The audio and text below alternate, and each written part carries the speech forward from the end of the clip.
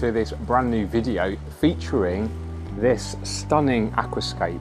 This was actually created for Interzoo 2022, which is a pet trade show.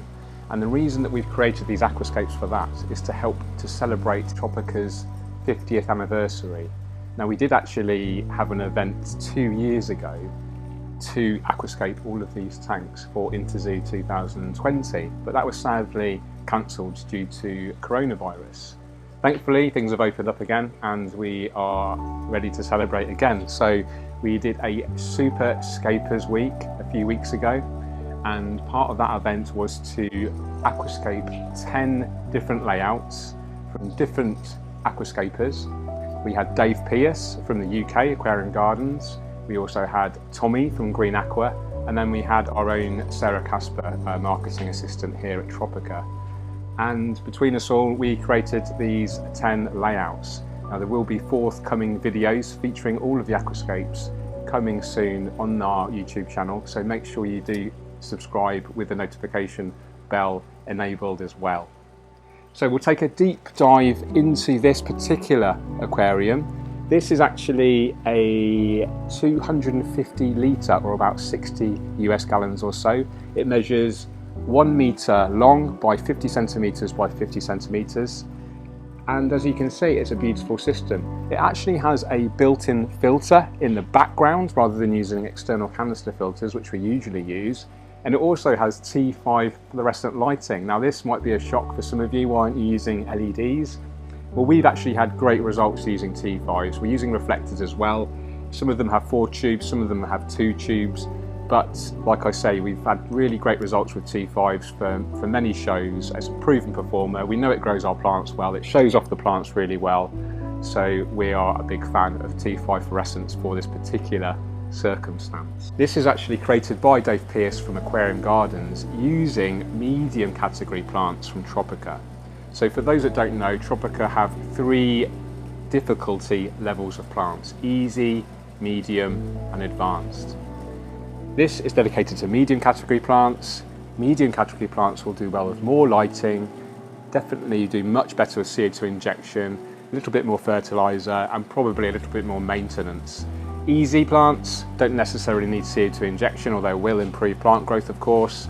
They don't need so much light. If we go to the advanced category plants, these are a lot more difficult. They need a lot more light, more nutrients, a lot more CO2, and a lot more demanding in general. Okay, now it's time to maintain this aquascape. Number 1 tip is always make sure the last thing you do of the maintenance process is the water change.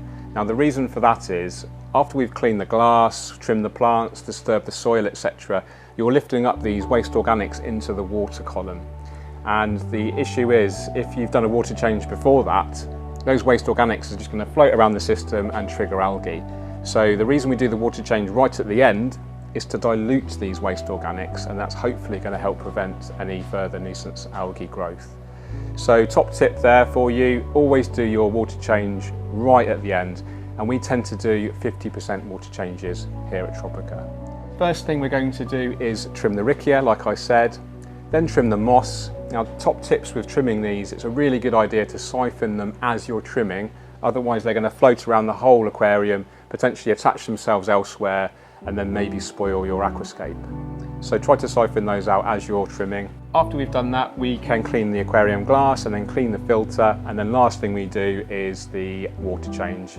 After the water change, then we add our liquid fertilizer, and we add our liquid fertilizer depending on the rate of the growth of the plants. We keep an eye on the plants, we observe the plants for any nutrient deficiencies, so we can add more fertilizer if necessary.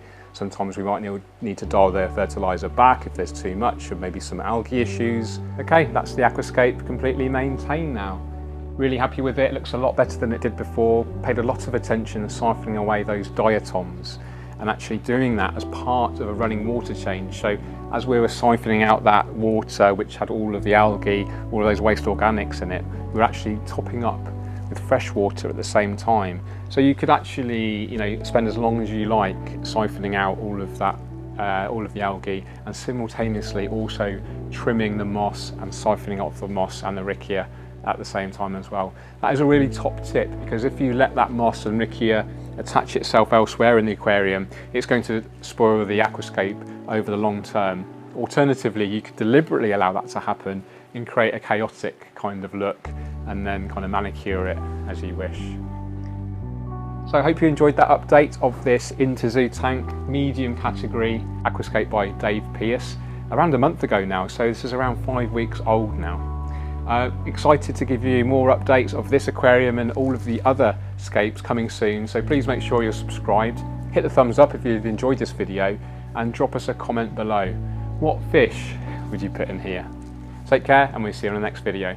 Bye bye.